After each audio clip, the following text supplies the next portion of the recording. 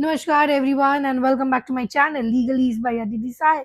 Moving on with today's legal maxim, it is ultra-vires, which means beyond the powers, and its origin is from Latin.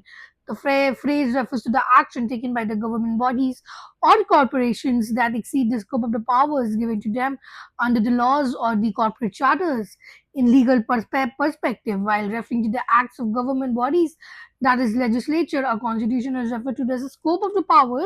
In general, it is applicable to only to the acts performed in excess of the legal powers of the doer. Ultra-vires is opposite to intra-virus, which means within the powers. Historically, ultra-virus concept has been used to construe the powers of government entirely in entity narrowly.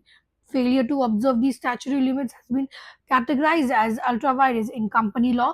Every company has what is called memorandum of association, which is the company's constitution. It defines company's powers, objectives, and the areas of the operations, both internal and external. The memorandum serves as an outline and a guide that the executives of the company can follow to be sure with the scope of their own powers and what lines they cannot and should not cross. This commitment to upholding the company's memorandum is referred to as ultra-virus doctrine. For example, a company's constitution might outline the procedures for appointing directors to its board.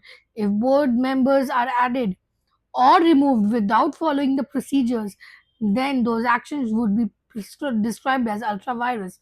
When government bodies or agencies take action, the scope of their powers is determined by laws that can include constitution.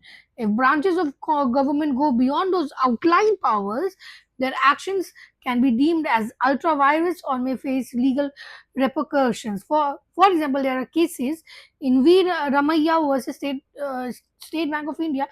The Madras High Court defined the term ultra-virus as where a particular act or exercise of power or function exceeds legal authority, infringes some legal restriction, is either incompetent or malified, or being formally quasi-judicial, contravenes some norm of natural justice. It may be struck down but not otherwise. So overall, ultra-virus is a legal term that refers to an action or decision that is beyond a legal authority or powers of the person or organization taking the action or making the decision. So thank you everyone for giving so much love to my last video by liking, sharing and commenting.